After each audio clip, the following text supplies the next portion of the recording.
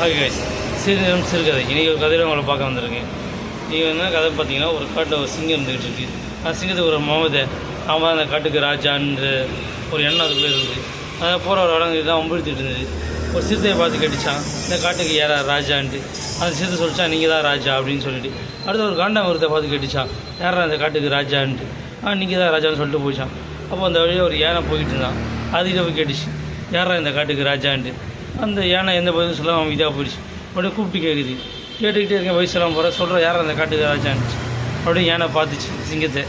பார்த்துட்டு மறுபடியும் அவன் இதே நடந்து போச்சு. கேட்டுக்கிட்டே இருக்கேன், வயசுலாம் போகிற அப்படி திமிரா அப்படின்னு அந்த யானை நான் துதிக்கையில் அந்த சிங்கத்தை பிடிச்சி தூக்கி ஒரே வீசில் அதுக்கு எலும்பு உடஞ்சி நிரம்பி தள்ளி தடுமாறி ஏந்து கேட்டுச்சான். நான் உங்கள்கிட்ட கேள்வி தானே கேட்டேன். அதுக்கு யானை சொல்லிச்சான், நானும் பதில் தான்டா சொன்னேன் அப்படின்ச்சான்.